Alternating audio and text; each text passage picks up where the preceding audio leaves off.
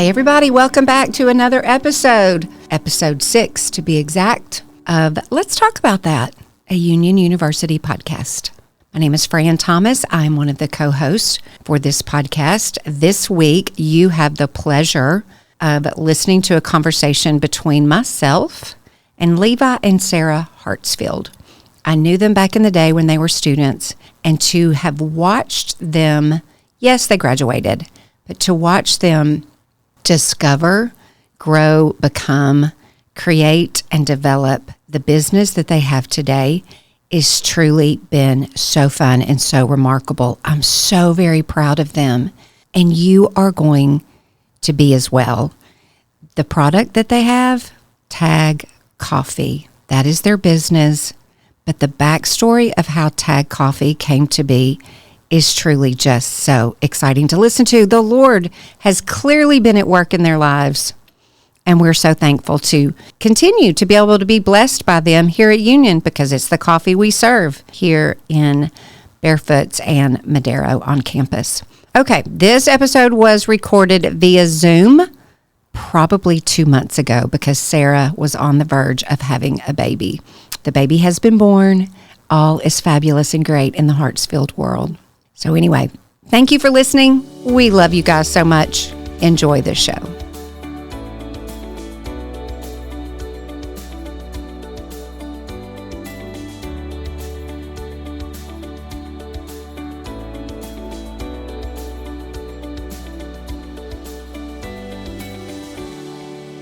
Okay, this is so much fun. Sarah and Levi Hartsfield, welcome to Union's podcast titled, Let's Talk About That. We have some things to talk about today, and I'm so glad that you guys are with us. Listen, I need you to tell all the people who you are, how you found Union, just all the appropriate background information. Who in the world are Sarah and Levi Hartsfield? Tell the people. Oh man. Okay. Well, we are Levi and Sarah Hartsfield, as you said. We are the owners of Tag Coffee, which might be familiar to people listening to this because that coffee is in Barefoots and Madero. And we live in San Antonio, Texas. We have a daughter who is 19 months old. We have a little boy who will be born in the next month, which is crazy. And we found Union. Well, Levi's sister went to Union. She's 2 years older than Levi. So that was naturally where Levi was. We found Union because of, I don't know if they're still doing it, but the Rising Senior Program. Yes. So I went to Union when I was, is that 16, 17? 17, yeah. And so that's where I found Union and all the stuff that brought me to Union. Oh, wow. And y'all were dating, right? You dated in high school? Yes. Yeah. So I just followed a cute boy to Union. Yeah. I bet you're not the only one, and you won't be the last one. I don't think that's a prescription. Like, that's not a recommendation, but it just happened to work out. Yeah. It happened to work out. We're so glad that you came, because what happened and, how you all led your life and how you grew so much on this campus is a story worth telling. So let me start with you, Levi. When you came to Union, did you know what you wanted to major in? The infamous question that everybody asks. And I think it's the worst question to ask a freshman is, what are you going to major in? Did you have any idea what you wanted to do? I didn't. I had no idea what I wanted to do with my life, for sure. But the summer before I enrolled, I got a call from Julie Mitchell, my enrollment counselor, and she was just going over stuff with me, and she let me know that I was starting as an engineering major. And I was like, did I sleep through a conversation? What did I miss? So apparently I had written it on some like PSAT when I was 14.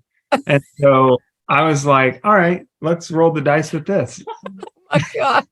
That's the story of me becoming an engineer. Listen, can I just make you feel better for just 10 seconds? I have 3 boys. I'm not going to name which one. If they happen to listen to this, they're going to know exactly which one they are.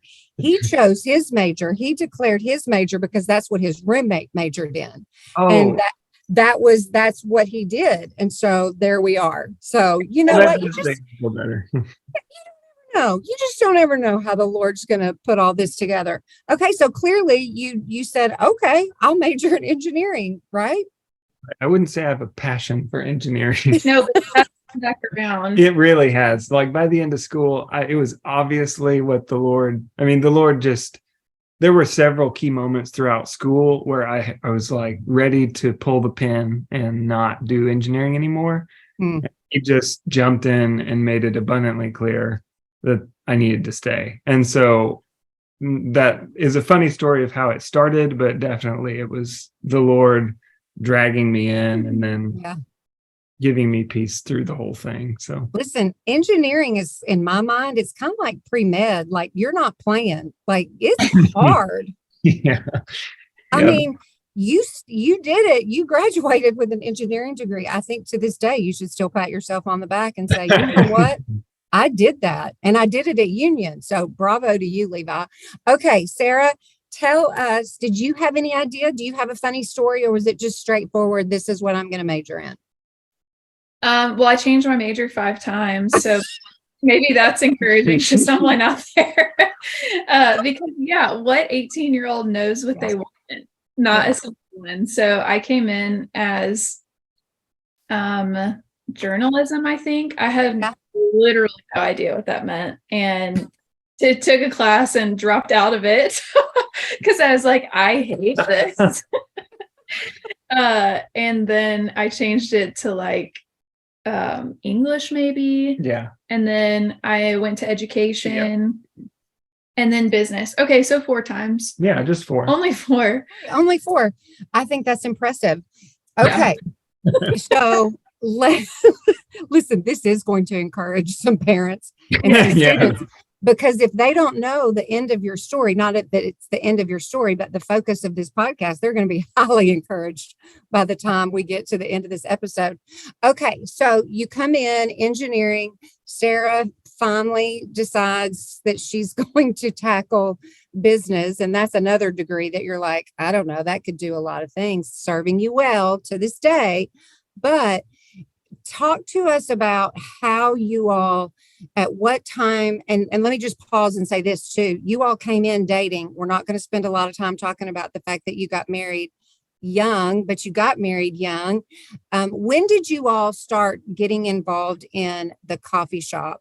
What did that look like for each of you? How did you find your way into on-campus employment?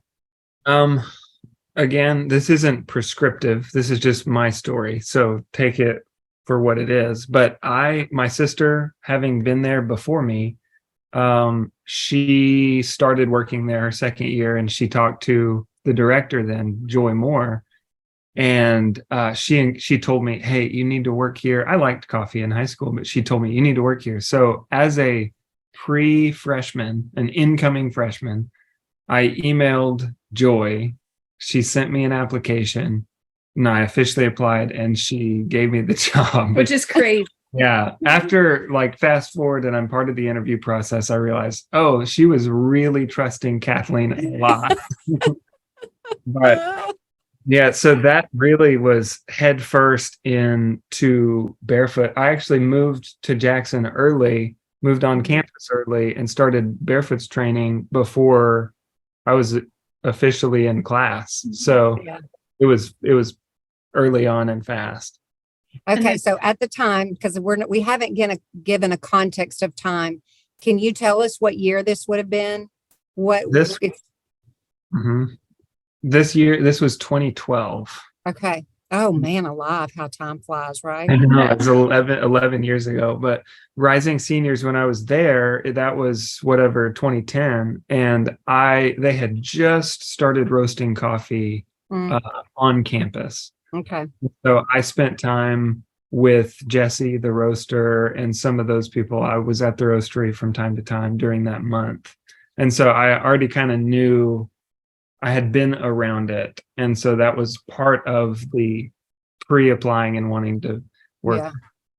So did you have any idea what you were doing, or were you again just like, this is what my sister said to do, and I'm going to do this? I mean, I wanted to work. I needed a job. First of all, I had to work, and I thought a coffee shop that I know already sounds a lot better than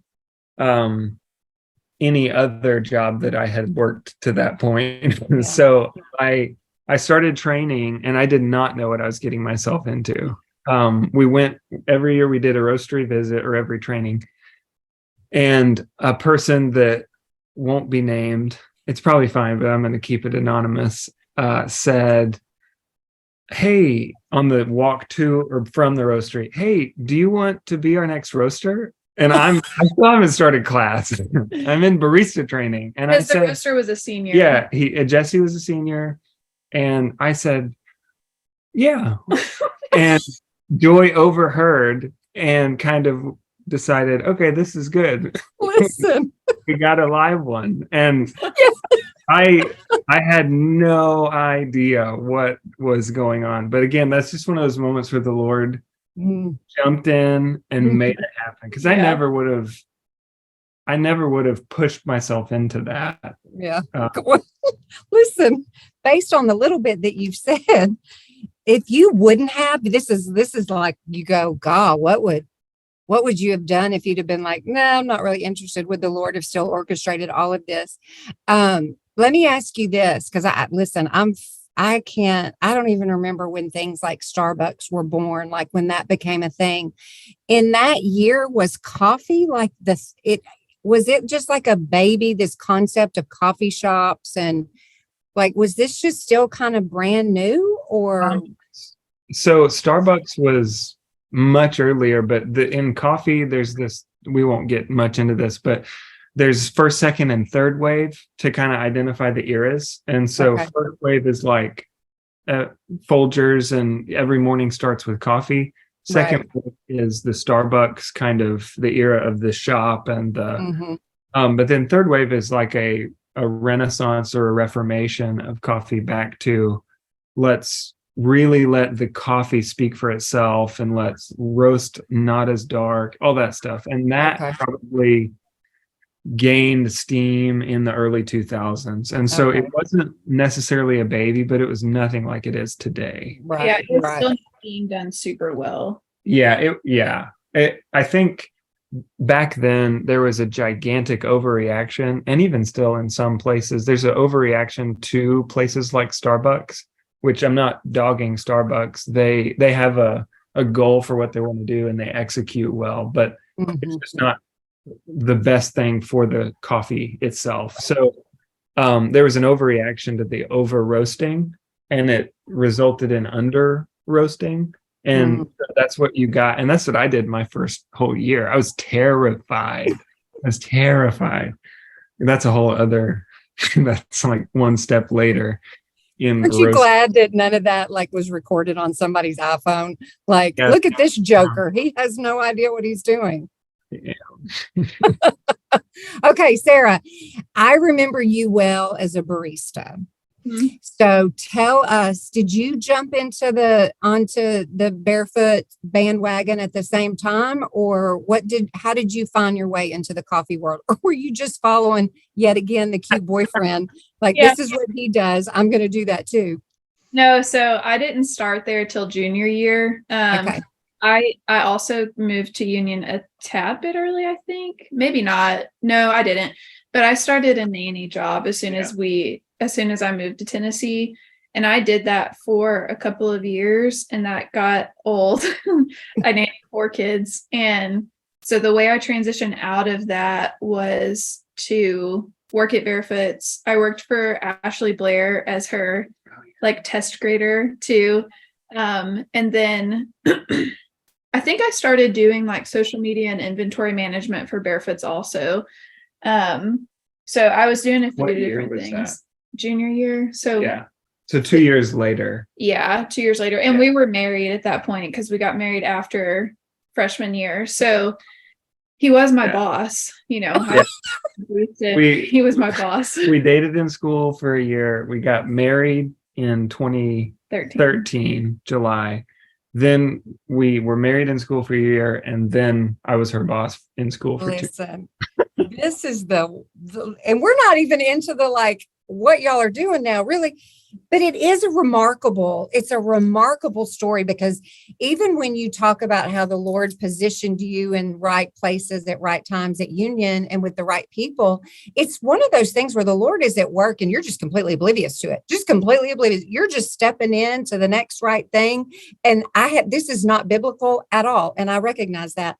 But I think that in my little human small mind, I think that the Lord in those moments is just like, yes, here we go. This is exactly what I'm up to. And we're just, la-laing around doing our little life here. Okay. So Sarah, did you like coffee? Were you enjoying this barista thing, or were you just kind of doing it for the sake of doing it? No, I liked it. I mean, obviously, in those 2 years that I was not baristing, he was in coffee. So I was learning via him. I think it developed through that. Yes, it definitely developed through that. And I remember, I still say this, there was a point that first year that I was working at Barefoots that he had ordered a coffee from Mexico. Oh, yeah. And it was the first time I had like tasted specialty coffee. And I was like, oh, this is incredible. And that really started the love for it. And I got really more interested in it at that point. Really loved working behind the bar. And I really like being precise, and I like seeing a product go from like start to finish. So it was very fulfilling in that way. And it was fun that we got to do the same thing, like that we were in college.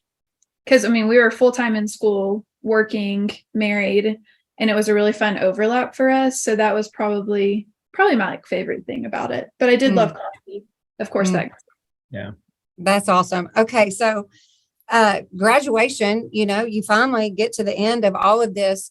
Did you know at graduation what in the world you were doing next? What's happening? What's the plan upon completing the fabulous engineering degree and the fabulous business degree? What's up our sleeves at this point? Yeah, I'll go first because it's shorter. I actually went extra semester because of the fact that I changed my degree a million. They call it a victory lap. A victory lap. So I graduated in December. And at that point, I got hired by Josh and Stephanie Alexander to work for their wedding venue, White Oak Farms out in Medina. That was before you finished, right? Yeah, they hired me before I finished. Mm-hmm. So that was the direction I was going. It was very like marketing, storytelling, helping them build a business type of thing, which ended up being super cool to get to do that. Oh yeah, I learned so much from Josh and Steph. Again, look at what the Lord's doing, and you're like, oh, this is so fun and this is so great, and he just keeps preparing us for the next season. Yeah, so that's what I did. Yeah, so through school, Jesse the roaster got an offer that he just couldn't pass up. So he left halfway through his senior year. So I had agreed to this thing and for a year of training. And then all of a sudden it was just me. And so like instantly, there was like a light switch. Yeah.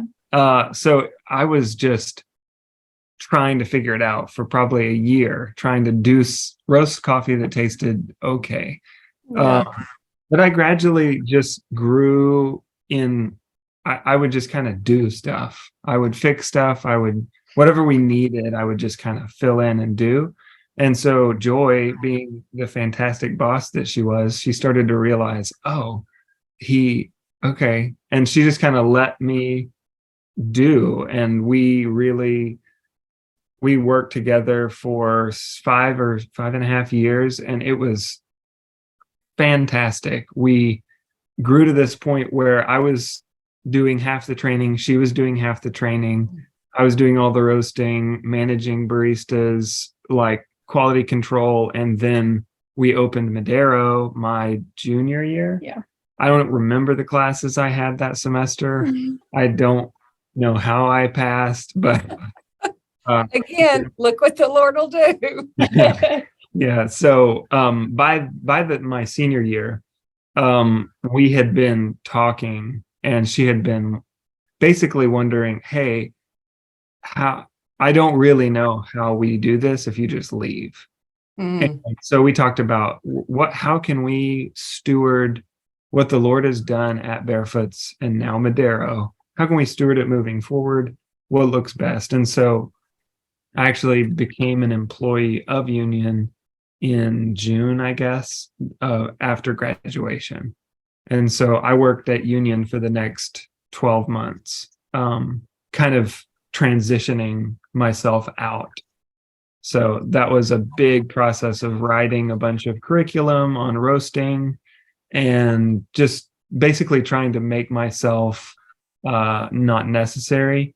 And the Lord dropped in my lap in the middle of that a candidate to replace me, Andrew Massey. The job was super demanding, and so it was really scary finding a replacement. But he fit perfectly. He had gone and played minor league baseball and come back to school, so he was older, and he just fit really well. And we were friends. It just was great. So that kind of whole thing came together months before I graduated, and then months before I left Union. So when you left Union, I'm going to fast forward, maybe, I don't know the time frame.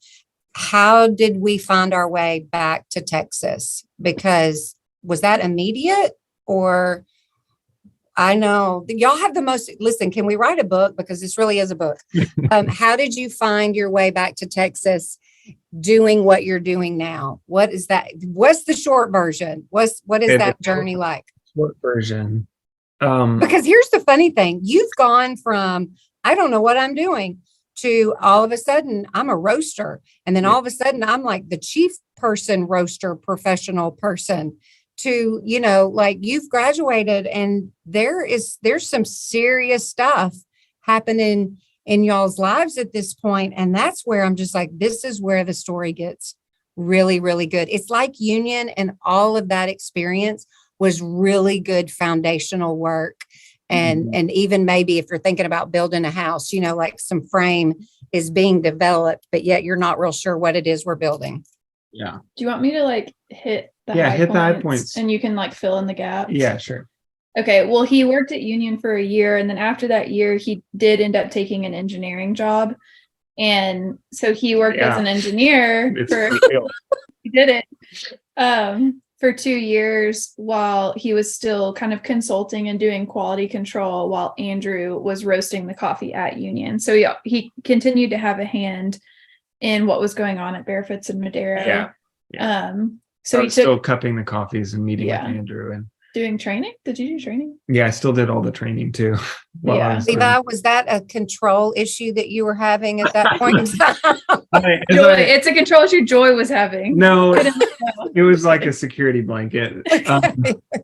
I think looking back, it was that I did not want to let go, but also Joy didn't want me to. So it made it easy. And if I could just plug Union Engineering. Earlier, I said there were times I wanted to pull the pin. That's not because of them. That was me. Union Engineering is fantastic. All the professors are great. And whenever I joined the professional, I became an engineering professional, I realized, wow, Union Engineering is better. Oh, that's awesome. That's awesome. Yeah. So he did engineering for a couple of years. But then Andrew Massey was getting ready to graduate. Yeah. And so we had to evaluate again what is best for Madero and Barefoots, because roaster turnover is just not good. Killer. Quality of coffee really goes down. So that's why I wrote the curriculum, was basically to kind of give to a new person, catch them, skip a year of learning. But it was that was the worst. And we got to rewind. No, I won't take too much time, but we have to rewind between whenever I ended at Union and started engineering. There was a little gap. We came back to Texas, and somebody that grew up in the town that I grew up in and went to the same church I went to But he was wanted, like 20 years older than us. yeah, he's 17 years older than me, and he wanted to meet and have this idea because he was giving my dad some like financial advice, and then they were just catching up, and he shared this idea he had for this venture philanthropy is what he called it, and he wanted to do coffee in some way, and he was just bemoaning the fact that he didn't know anybody in coffee, and my dad was like, oh, Levi's been doing that for years. Listen, again, look Yeah. what the Lord will do. So in that gap between jobs, I met with, his name is Morris. I met with Morris, and we kind of just talked about it and decided this sounds great. We're both excited. We fit really well. Let's do this in like 10 or 15 years. Oh, wow. So we went back to Tennessee. That was the summer you started engineering. That was right before I started. So wow. I basically put that out of my mind for the next 2 years. I had to make it in engineering. It's a struggle for me. Any desk job like that, it was so much rich sanctification during that time. As Andrew was about to graduate, we needed a replacement. I was trying to figure out how to not tank the quality of the coffee again. It tanked when I started, not when Andrew started. I thought, well, I wonder if we can just get like a small business loan, build out a little roastery. At that point, we were living in Medina, and so I can roast from home and start a little side business. But that's kind of where it gets interesting. That's where the story, gets crazy. Yeah. So I had just gotten to the point at, sorry, I'm trying to filter all the details out. I know, because you have such a deep, rich, fascinating story. Again, write the book. Okay, keep going. Okay. Maybe you should tell this part. I'm going to tell too much detail. Well, just how we got back in contact with Morris. Yeah. So we had been talking about us just like getting this business loan to buy the roast out of our garage on the weekends in our cute little farmhouse in Medina. That is a whole other like God story. But we were talking to Levi's dad about it, and we were down in Dilley. So we were down here in Texas, and his dad was like, well, have you talked to Morris about it? And we were like, no, that I don't want to bother him. Yeah, we talked to him this is small. This in is 15 years. And Lance, his dad, said, I'm just going to get him on the phone right quick for you to just. I love it. Yeah, for you to just get advice from Morris. And so we ended up talking to Morris, and that started the talk. Yes, that just started the talk of what we could do. And it did start as maybe he would be part of us starting something here in Jackson or in Medina or whatever. It started very small. We talked for probably 3 months, kind of thinking about what it would look like and all that stuff. And then, what year is this? Yeah, that's what I was just trying to think. This, I think, is 2017. Oh. The end of 2017? No, I think it's like 2018. It was 2018. It was 2018. Because we moved here in 2019. Yeah. So at Thanksgiving, 2018, we talked to Morris on the way back from Thanksgiving. And that was when we had talked a lot about this thing and what it might be and how all of the stuff. And that's when he was like, let's think about and pray about, what if we did this for real? Like, what if we just did the thing we were talking about? Can I ask you a question? How old were you in 2018? 24. Yeah.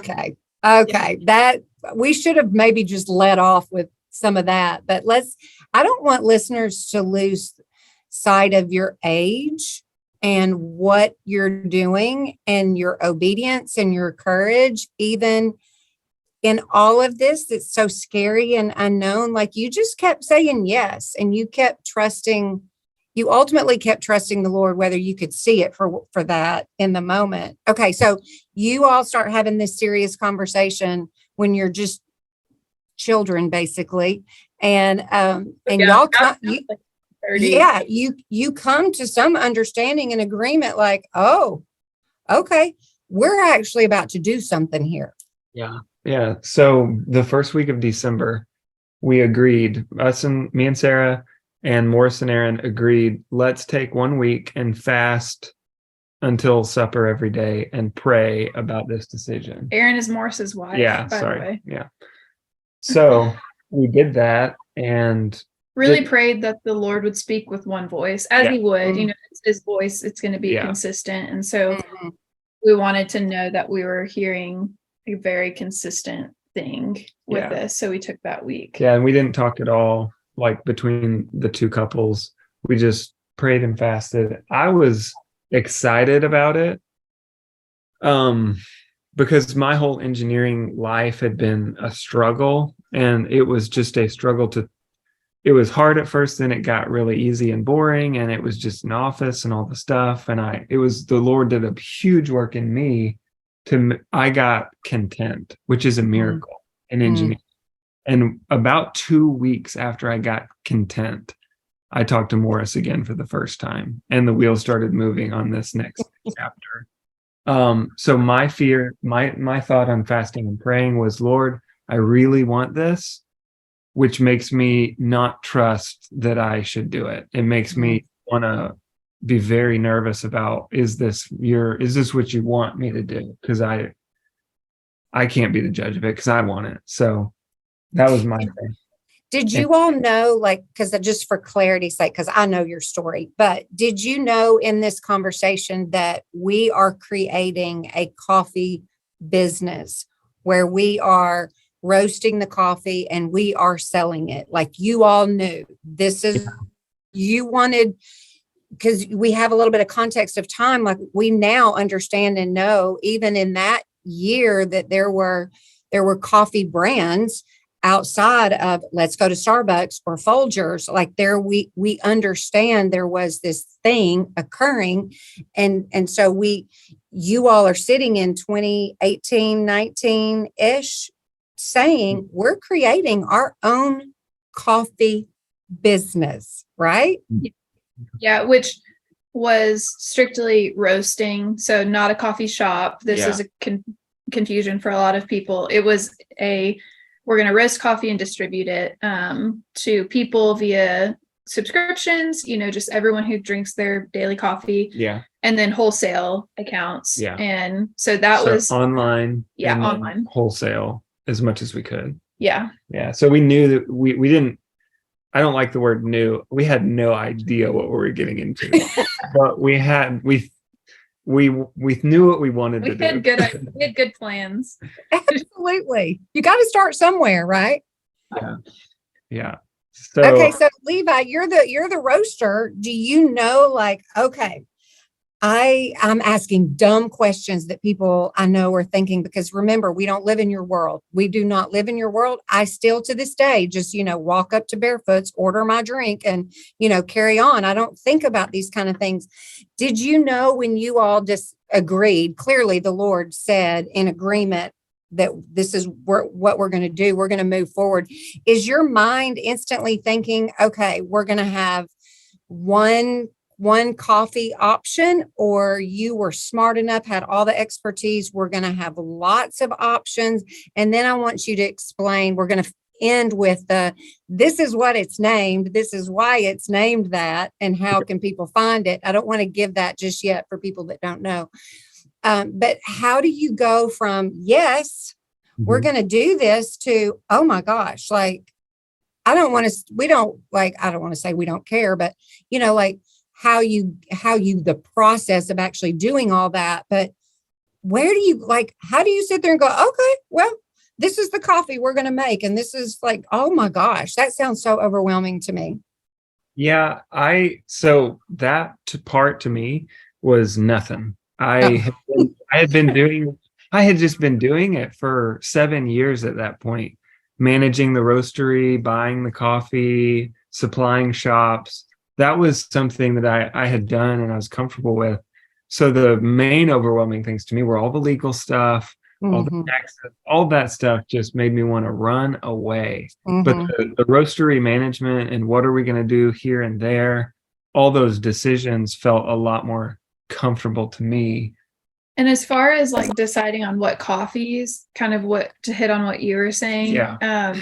he started working with an importer called Cafe Imports, because this is another question. People are like, Yeah. how do you even get Yeah. the coffee? It's Right. it's green when it gets to us. We roast it, we send it out. So we've worked with Cafe Imports for 11 years now. I started with them in 2012. 2012. So Okay. 11 years. And I met the guy I talked to this year for the first time ever. Yeah. But anyway, Oh, that's awesome. That's just how, I mean, he decides I want to try this Mexico or this Ethiopia, Yeah. or this is how I create blends like hopscotch or espresso or those types of things. Campfire. Also, Barefoots was definitely, since it started with how do I get the roaster closer to me so that I can roast for Barefoots and their quality doesn't change and it's kind of seamless. That was still very much my mindset was, it started with me trying to make Barefoots like stay where it was or get better. And so that had to be kind of continuing. Yeah. So that helped. I just thought I'm going to do the same thing that I've been doing. Right. Okay. So that was an easy. And that leads to whenever we did start our business and bought all the equipment and outfitted the roastery and did all that stuff, we actually came back to Union. We moved here, San Antonio, in April, and we went back to Union in May and we picked up the roastery out of the roastery at Union. Yeah, the roaster out of the roastery, all the equipment. I got everything. I spent 2 days in the roastery roasting so much coffee so that I could have like 2 or 3 weeks of transport with the roaster, get it installed, get it up and running before I forgot about that. Before Barefoots and Madero needed coffee again. I had to roast a bunch of coffee and so we actually shipped coffee to Barefoots and Madero from our roastery in San Antonio in June 2019 for the first time. And we didn't even open officially until November of that year. So that had to have been wild to be like, I don't know how, I know a female would have been like super reflective and just, oh, wow. Like, I don't want to say you get emotional about it, but that's a pivotal point where you're like, you're saying goodbye, but we're not, because we know where the rest of the story goes. But it's just, what a bizarre, wild, fun, exciting moment. And also, let me just say this again, we know nothing. We know nothing about your world. So I want you, Sarah, to send me, if you don't already have it, take a picture of what a roaster looks like, because people are like, well, I hear you and I think I understand what's happening there, but they want to see it. So we need to see what this roaster is. Okay. So you have that, I'm going to call it an emotional moment, whether you had it or not, but you had this moment. And is the coffee business, when does it get its name? Sometime fall of 2019. We worked with a firm here in San Antonio that set us up beautifully with beautiful bags and just branding in general. And we struggled with the name for a long time. They presented us probably with like 16 names to try Oh, that's horrible. to align with the mission. Which, do you want me to talk about that? I mean, I want you to now tell us the name and why you landed on that name, because it's like, naming your child, and Levi says, well, here's 16 names for us to choose from. Like, I need 3 names, but you finally chose a name. So yes, we want to hear what it is and what it means and what you do. This is the best part to me. Yeah. So Tag Coffee is our coffee company now, TAG. It doesn't stand for anything. Yeah, it doesn't stand for anything. It is Tag, you're it. Yeah, yes. Tag. And it's built around kind of the idea of the game of tag, like when you're a child playing the game of tag. And the reason that we built it around that was because the mission of Tag is that we donate half of our profits to, it's kind of like changed and morphed over the years. But we were giving to local children's shelter here. Now we're giving to a company or an organization called Chosen Care, which provides really incredible resources for foster and adoptive parents and helps them have like thriving and peaceful homes as they're walking through the crazy transition of bringing children into their home. And then, I mean, like 2 nights ago, I went live on Instagram with a family who has been adopting out of Liberia. We were able to get to them. So really the heart of TAG is family. And that's just what we keep coming back to is we have a business that we love. We love coffee, but how can it further the kingdom? What can it do for the kingdom that's beyond us? And, you know, money does not in any way solve everything, but it is a means that we can be faithful with. Yeah, money isn't the point. It's more just like these kids are probably having the worst day of their life. And if a bed makes that a little bit less worse, that is giving to the least of these. Absolutely. So yeah, it's cool to just give, you know, to these organizations or families and say like, whatever you need, like just here is money. And it's not because of Levi and me. It's because of the Lord for one, but because of all of the people who drink TAG coffee. And that's really exciting to me is like your cup is actually making a difference. And it's not this, we're not out here like building buildings or like doing these crazy things, but you're sowing into like the Benko family and you're sowing into families that go through the Chosen Care literally just by drinking your morning cup of coffee, which we wanted. There's a lot of like missional coffee out there, which is great. We also wanted missional coffee that tasted really good. Like we wanted to preserve the fact that we are specialty coffee. This is on the more high end of coffee. But we also want to make sure it tastes great coming out of like a Mr. Coffee or a Keurig. Yeah, it's approachable. It's approachable. Yeah. The best. I appreciate the fact that it's approachable because y'all know that I hear things like, do you do a pour over? And I'm like, what? I don't know what you're talking about. Granted, I'm 53. I'm late to the ball game. But let me say this because I know we're going to run out of time here in a minute, but I want to say this. Sarah, I know you won't remember this, but I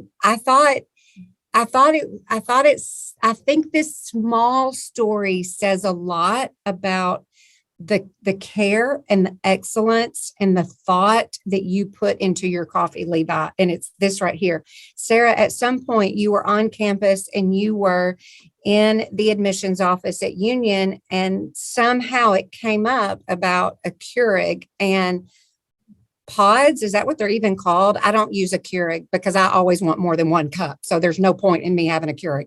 So you said, and I know I'm not saying this exactly right, but you said something like, you know what, believe it or not, Levi is going to have TAG pods. I hope you still have them. I'm not sure. But you were worried about doing them because it was going to lose its flavor and its richness and the taste and all those things that you want people to have in their coffee. And I thought, you know what? That really says a lot about how much you care, because I don't know. I think that we live in this time where we want our coffee. We want it quick. We want it when we want it, you know, all those things. It's like a bottled water. Like we just want it. We just want it. We just want it, whatever time of day, whatever form or fashion. And I just think that's precious that you care that much and that you have the Keurig pods. And amazingly, there is a company out there that we found. We went to Boston for a coffee convention, and this was like before we started, there's a company who makes these pods that's made for specialty coffee. Yeah. So like that's normally what turned the tide. Yeah, that's what, it really helped the situation. Normally pods that you like buy from Walmart have probably 7 grams of coffee in them, which is nothing for a cup of coffee. And half what you need. Yeah, our pods hold like 15 grams of coffee. Yeah. So hey, listen, I need a pod with an extra shot. Is that possible? You just need to like stick a couple in there. But that was really cool to find of like, okay, we don't love this. But it was the balance. Everything is balance. Yeah. I was absolutely no to pods. It was not happening on my watch. But Morris helped me like realize, no, if we really do care about the best coffee that is approachable, then we shouldn't just say no. We should say no to bad pods. But if you can find one that's good, do it. And so that's awesome. we found one, and so we have pods because I'm not going to tell you it's as good as like grinding your beans and brewing a fresh cup. It's not, because it can't be, but it's the best pod I have ever had. And so I love that. Listen, I need you to know that a couple days ago, it was this week. I'm aware constantly of a lot of things that happen in Barefoots in Madero. And I was in Madero the other day, and this mom, this is so great. Now that I'm telling it, this mom had her two daughters with her. And one of them had just a year ago had gone through Rising High School Senior, and she was moving in as a freshman. Just this week, and she had her silver canister, and she was there to get her beans. And I just love it. I just think when you're doing what you guys are doing, you can get really caught up and focused, as you should, in the work that you're doing, and just sometimes forgetting just on this place called Union, where you met, and really where this all began in the best and funniest of ways, is that there's people coming and going and buying and drinking, and lives are being changed around a table in Barefoots or Madero. And you're supporting these families at the same time, because that's the coffee that we serve on this campus. And sometimes, like, I can just step back and look at all of that and go, do you know Sarah and Levi Hartsfield? Because I need you to know them, and I need you to know their story. And it's just really sweet. You guys are doing incredible work. This is rude. You're not supposed to do this for people my age, but you kind of gave us your age a little bit ago. How old are you now, right now? Yeah, we're 29. Yeah. What in the world, y'all? What in the world?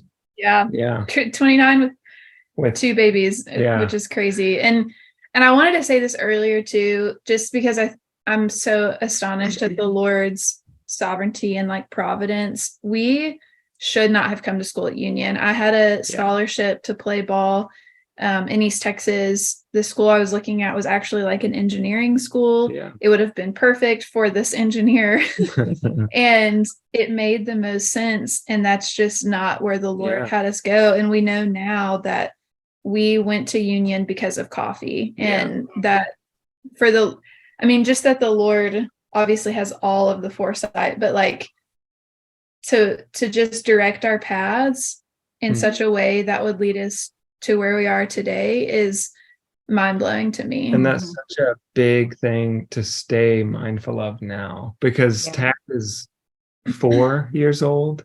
That's not old. Still a baby. It's still a baby. And it is still sometimes a grind trying to make this thing go. And so if I was just sitting in there all about, like, I only care about what the coffee tastes like every day, and I care about nothing else, I have to care about that, and I always will.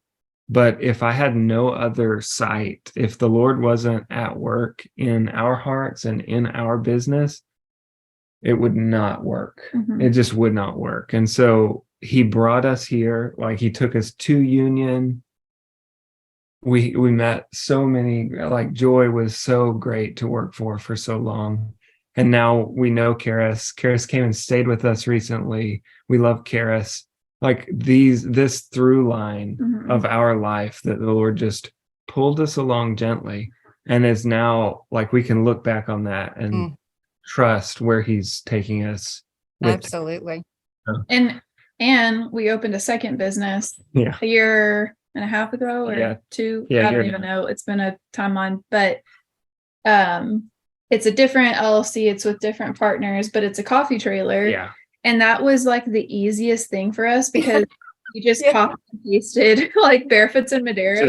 We had done it. We were like, this is easy. We've done this before. And so I copied the bar layout, like everything. We train our baristas the same because it works. And so now we get to do that. And it's just, it's just one foot in front of the other. It's saying, give me today my daily bread. That's all that I need is the bread for today. Give me wisdom to discern your voice above everyone else's voice, because there's a lot of business advice. There's a lot of parenting advice. There's a lot of voices out there. And our desire really has been just like, Lord, what do you want for us? What do you want for our home? What do you want for TAG? What do you want for Jubilee? And that's what we want. And that does not always, maybe rarely looks like how we think that it's going to look or want it to look, but it's the most peaceful. Just like giving half your profits away because you feel like the Lord is calling you to be generous and try to extend Christ's love. That doesn't really make sense. People like business consultants don't like that, but they don't have to. If the Lord is speaking, if he's calling you to do something, you just have to obey today. That's right. He will take care of tomorrow. Well, clearly y'all are a beautiful testimony to that. And I love your story so much. And I know there's so many layers to your story that we could go on and on and on. And I'm telling you, y'all let me know the next time you're coming to Jackson, because I got plans for you when you're here. I've told both of you that kind of separately. Okay. So how do people find TAG? I want all the people listening to at least try it. You don't have to sign up for all the things or whatever. How do people find TAG Coffee? Well, Barefoots and Madero, first of all. Yes. If you're local, you can come get it here. But if not, tagcoffee.com. Tagcoffee.com. Well, it's easy. How easy. Yeah. Brilliant. I roast it all. Until recently, I've been a one-man operation, roasting and shipping everything. Now I have a helper, a friend that comes in twice a week. But y'all are incredible. Thank you so much for your story, for your encouragement, for the work that you do, the ministry that you provide. You guys have clearly left a big imprint here on this campus, and we're so grateful for you. I love you guys. Thank you so much for joining us this episode of Let's Talk About That. And it was all coffee related. Maybe we could do a drawing and we give some coffee away or something. Yeah. Send it. I hadn't asked y'all about that, but maybe we could do that. Yeah. We're in. Okay, guys. Thank you, everyone, for listening to this episode. I know that it blessed you. If you have any questions at all about TAG or how to find them, be sure and reach out to us. We love you guys. Thanks for listening. Have a great day. Thanks so much for listening to this week's episode. If you have questions at all, be sure and check the show notes. I put the TAG Coffee website information there, as well as my email address. I'm happy to answer questions or connect you with Sarah and Levi. They would be more than happy to provide coffee for you because you want that and you will love it. You just don't know it yet. Okay. Also, maybe you are interested in coming to campus for a visit. We sure would love to have you. Go to the website, uu.edu, search campus visits, but maybe you're past that and you've already done that and you would like to apply. Well, guess what? I have a fee waiver code for you. Just plug in the word TALK, TALK, all caps, on the application and you do not have to pay the fee. Okay, have a great day, you guys. We'll see you next time.